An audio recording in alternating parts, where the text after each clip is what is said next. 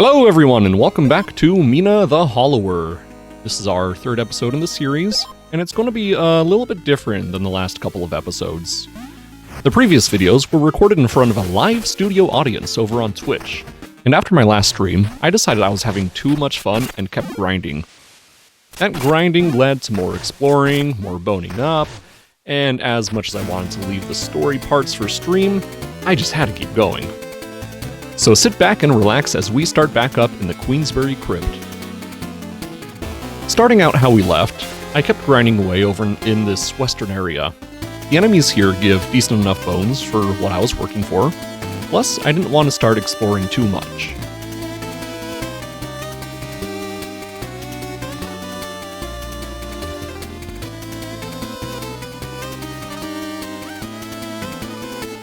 When fighting this big knight again, what even are their names? The in-game guide only seems to list several of the enemies.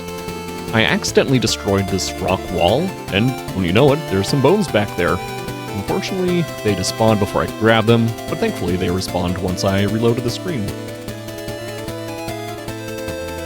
You may recall that our goal during the last episode was to reach 3,000 bones so we could get the Vitality Vest. We almost got there, but then were forced to take a bone-up upgrade instead. Now that I've spent some time grinding, at about 4,000 bones now, we can purchase it. Look at that health bar grow.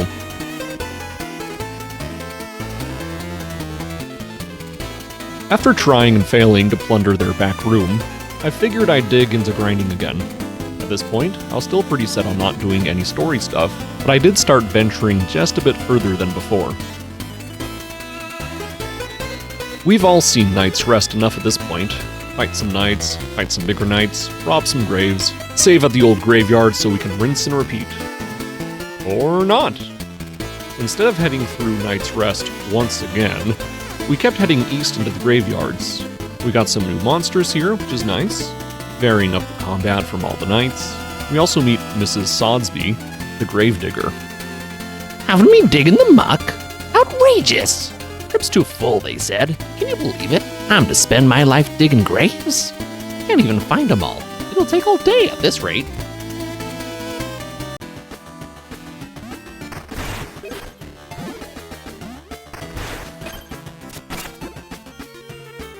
I found this fun little side room. What I thought was just a skull in the center here turned out to be some type of bone construct.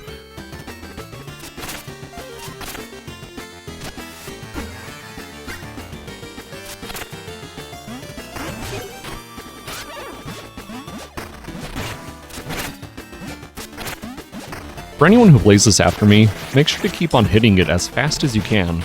After a few moments, it'll return itself to the grave. But I think that's just timed, so theoretically, you can get a lot of bones in here. Back near the gravedigger, who appears to be dancing in joy now that their job has been done for them, we hit a switch that turned off some spikes that prevented us from continuing north. And we head into what looks like the clouds.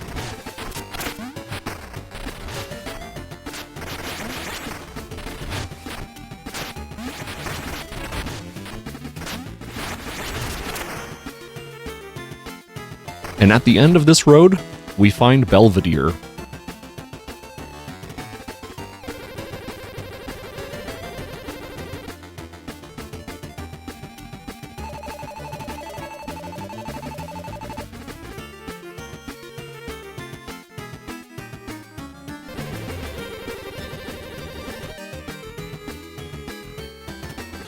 I figured that this was as far as we could go without heading into the end stage of this area. So we made our way back through the graveyards and decided to take one more lap through the knights.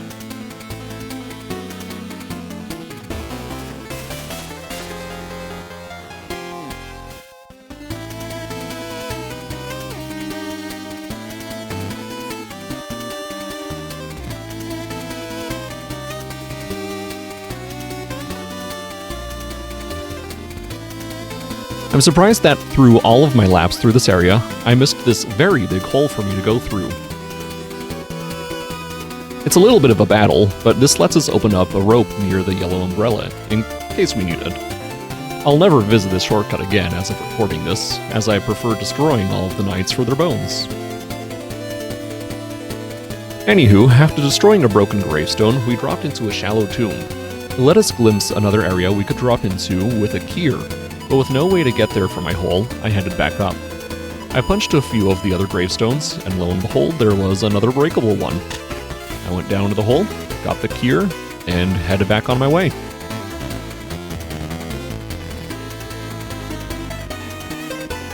Back in town, we headed to the Emporium and grabbed as many upgrades as I could afford. Why not?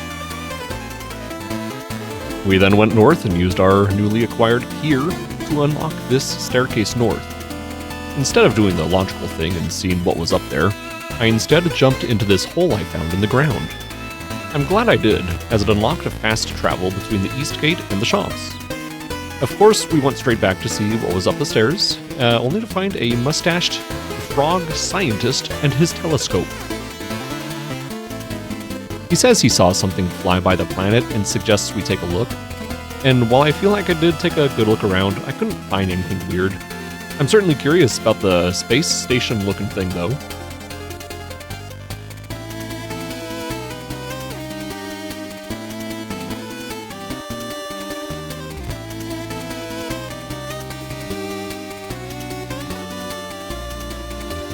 To the left of that is just a bench overlooking the mansion lawns, and a sneaky path into the house below. Dropping in, we make our way through and steal the bonestone dust from the family's attic, only to be met once again by Clumpy.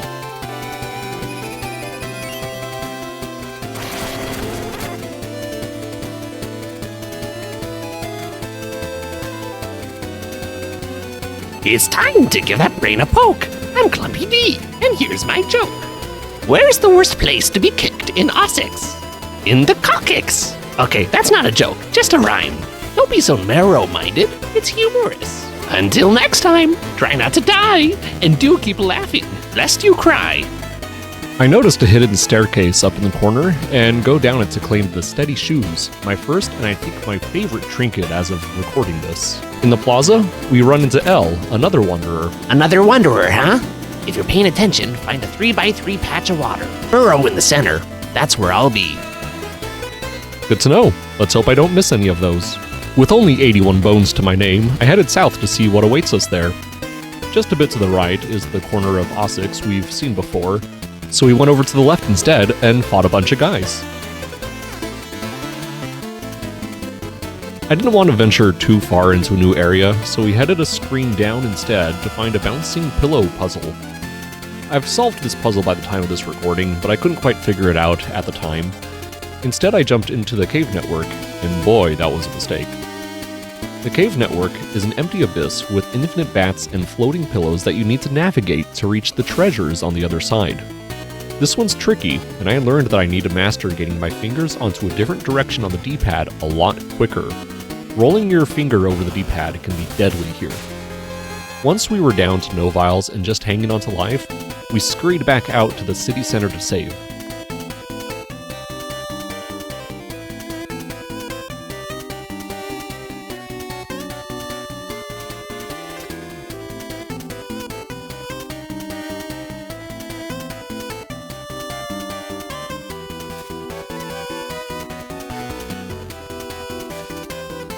I'm actually surprised we made it out of here with such low health.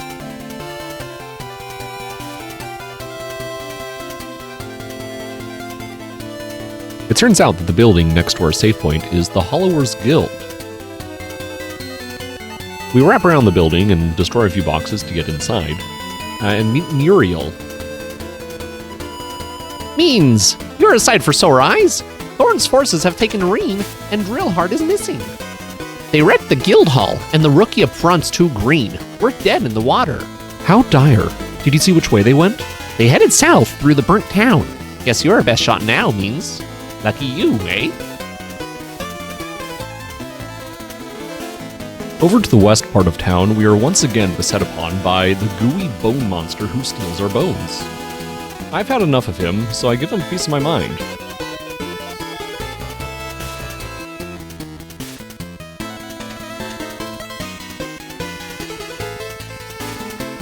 Ouch! I wasn't gonna rob you. Honest, I never debone anybody. Stop! before there's nothing left of me. Just leave me alone. You already took everything I have. I'm nothing but meat. I know I tried to rob you. I need bones to live. You did this. I'm begging you. I just need 1,000 bones to restore my body. While he was robbing us before, we did cut him down to size, so I figured it'd be the good thing to do to help him get his body back. On our way back out of town to collect the needed bones, we joined the kids for a game of Kick the Can. It took a couple minutes, since there's a lot of people in the way who love to talk to you when you're trying to hit the can. But we were able to cross the bridge and beat the feat. It takes just a couple minutes to get the needed bones, and we bring them back to Frayed pretty quick. Oh, really? Yes, yes. Get them in me.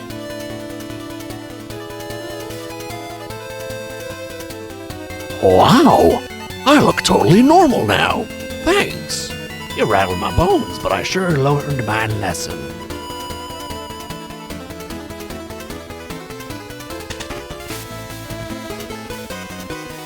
Back to the grind, we fought our way back to the intro area to see if there's anything we missed. Now, I don't think this was here before, but I won't say no to a random pipe.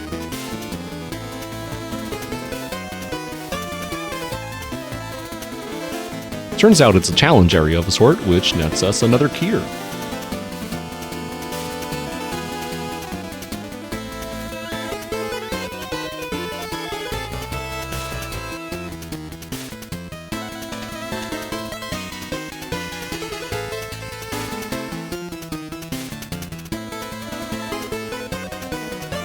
We also hit up the Rebel Barracks, kicking some Rebel butt, dodging some big blue balls, you know, the usual. In the basement, we find the first of our Hollower friends, and after defeating her guard and giving her our last vial, she joins us in ransacking the rest of the barracks. Ah, Mina, my hero! I thought I was a goner. Let's get out of here. My name's Reen, rhymes with clean, but I feel more like Cleanan's McClocks right now. Let's go! And what's awesome is that while she's following us around, she digs up useful items. Usually. Way further into the barracks, we're greeted by 2 silver knights and a purple one, with quite the big blue ball.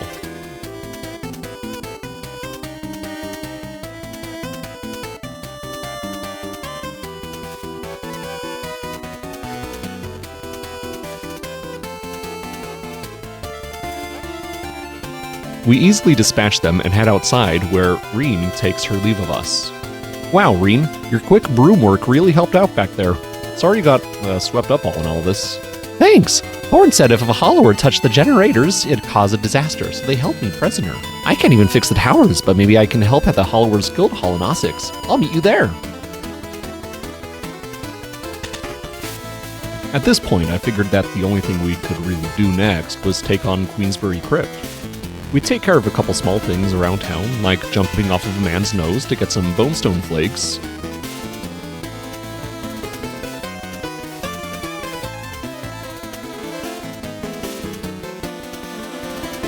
Meeting Elizabeth in the Undying Garden of Ivra.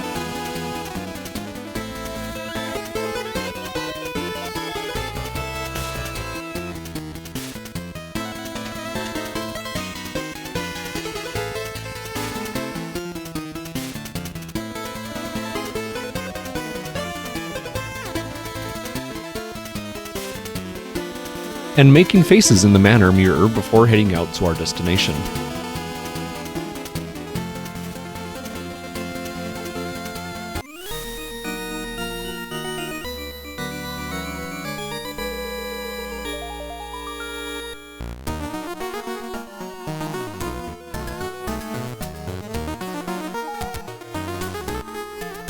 We once again make our way through the graveyard and meet Belvedere, who has nothing new to say, so we head right through the front doors. Here lie countless souls at rest. Beware all who enter, for the bell will one day toll for thee.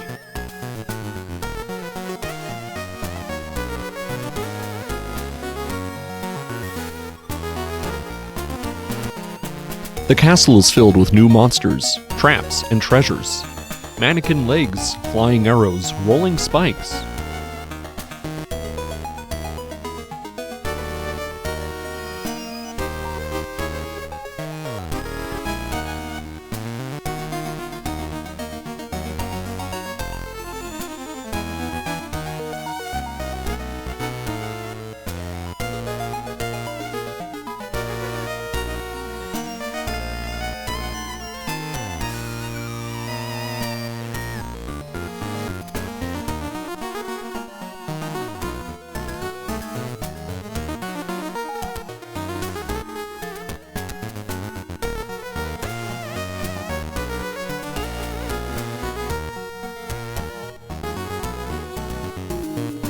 While making our way through the castle, we find Midden, some sort of slime creature thing.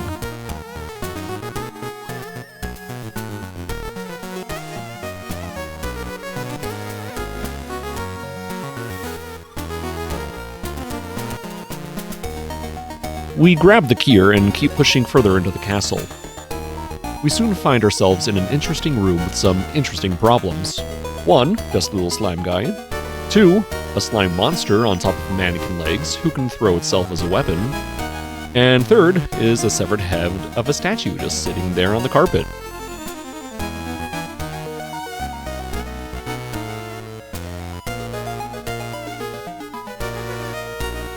These statue heads, when picked up, summon a ghost that will haunt you until you either die or put the head back onto the statue. This is a pretty simple one, being the first one we've seen, and getting the head back onto the statue lowers the spikes to the next area. This room is also interesting, and I'm fairly certain I missed a mini-boss battle here. I'm assuming that if I'd had the previous red cloak on, not the vitality cloak that I currently have, that this would have been some big mini-boss fight. Getting upgrades early is certainly useful. We bone up our defense for the upcoming battles and get back to it.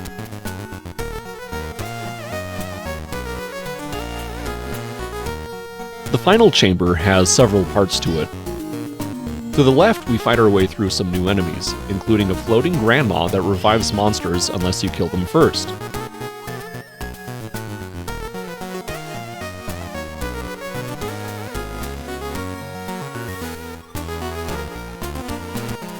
Just like before, we grab the decapitated statue head and, after immediately falling right into a pit, run it back to the chamber's entrance and slam it onto the statue's body.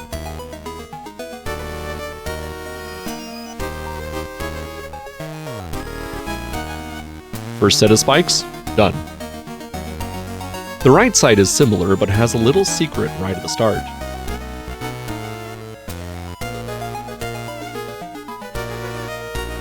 I learned my lesson from the first time seeing the Bony Boy, so I throw my axe and get right into the fight, focusing only on damage as best as I can. I'm sure I could do better.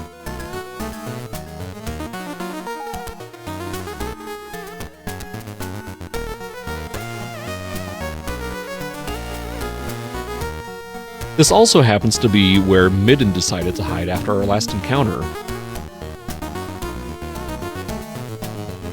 We grab our rewards, then get back on track.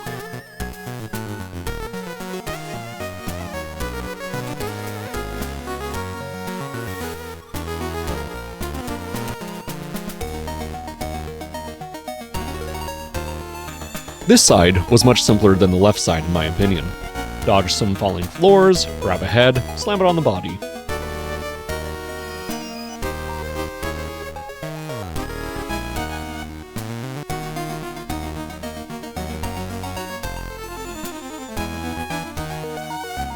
We buy the Stolenoid from Belvedere, which picks up objects for us, and, feeling sufficiently prepared, strode confidently into the next room. This was quite the battle. 2 floating grandmas that can revive each other and the monsters is quite the challenge. I actually had to do this battle twice. After the first round, I went back to the save point to heal, completely forgetting that it resets the enemies.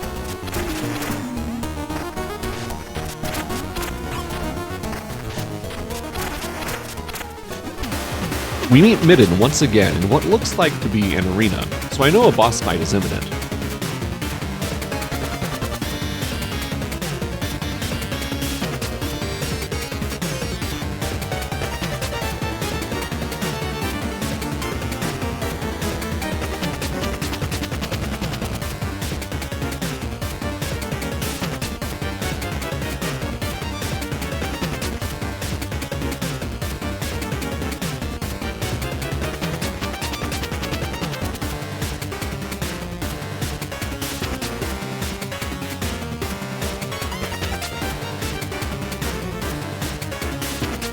I sadly did chicken out, and while editing this video I realized I never went back to finish the fight.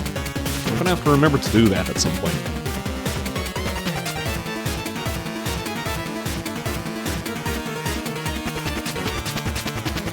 We fight some more baddies, avoid the chasms, switch out our axe for a dagger, find a big ol' fast warping area, swapped out the dagger for an axe, and took the step into the boss's chamber.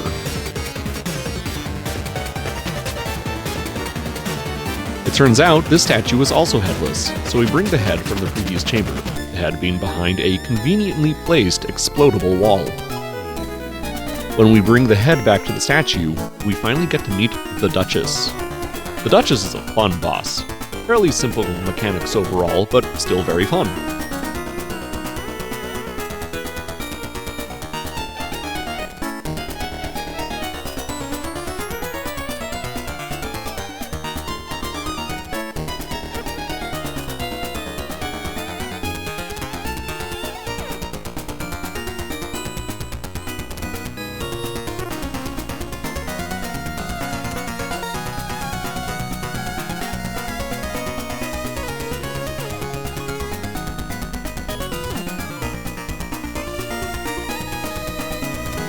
Just like any good boss, the Duchess has a phase 2, Tentacle Monster Edition. Same mechanics as before for the most part, but the decapitated head is now jumping around pressing the buttons that shoot arrows, and a little tentacle that likes to pop out of the ground and slap at you.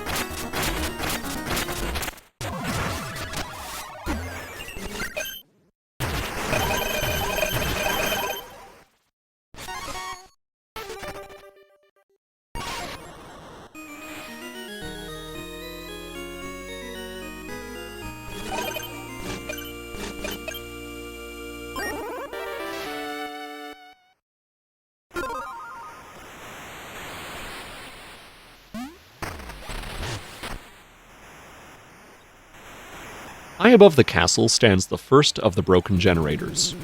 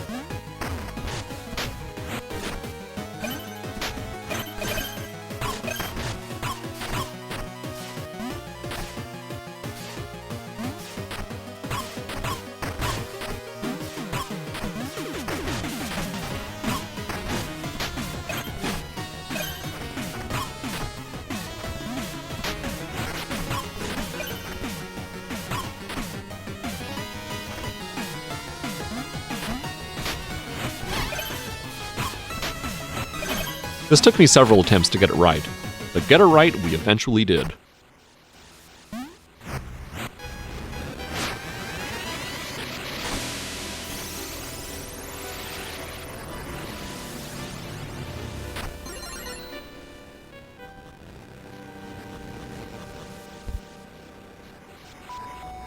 Dear Baron Lionel, I have just restored the first spark generator, though the fight to reach it has left me battered and breathless. The Marshal of Ossex was right. Monsters prowled the tower's grounds, and the very earth around it was twisted and foul. But destroying these machines would be the worst thing we could do, unleashing something far greater than the horrors I have faced. We must press on until every last one is saved.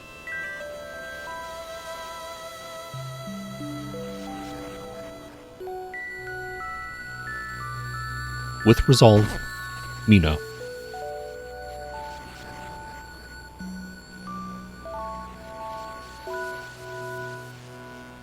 And after a long and arduous battle, Mina slept.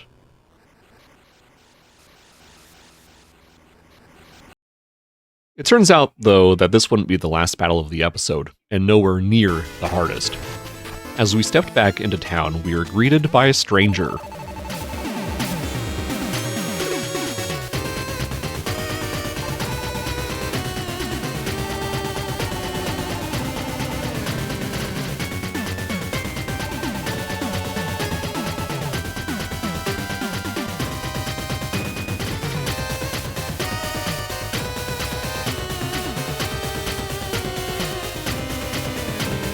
First round didn't go so hot, so I hopped off the screen, healed, and tried again. This time around I wasn't so lucky, and Maxie got me and one of my sparks.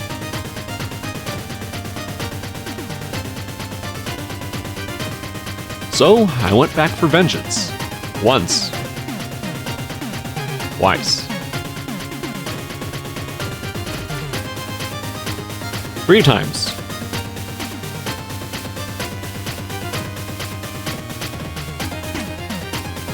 4 times.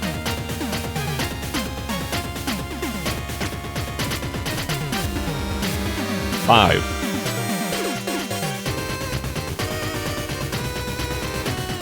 6.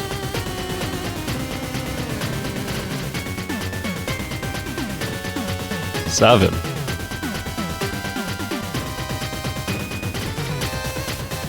8.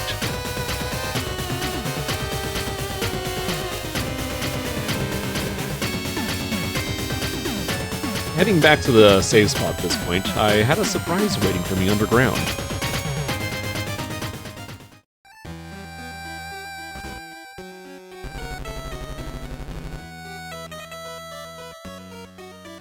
He seems chill, just kind of clingy in the water. Anyways, at this point I was tempted to throw on some modifiers because Maxie was just kicking my butt. Doing so would mean no more feats, the in-game achievements. So I decided against it and just got back to it.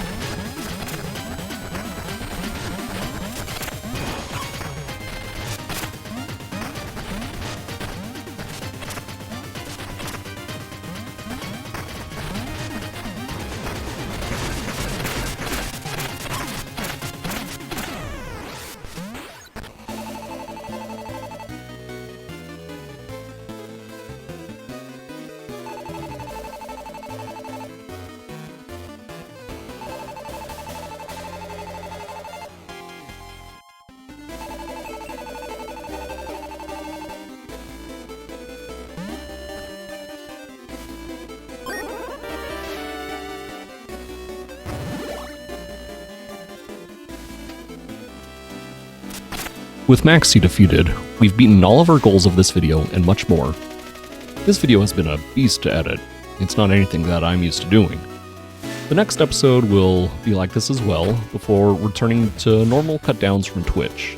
If you're enjoying the game, let me know down in the comments. Slap that subscribe button, like the video, all that normal YouTube stuff, and you all have a great day.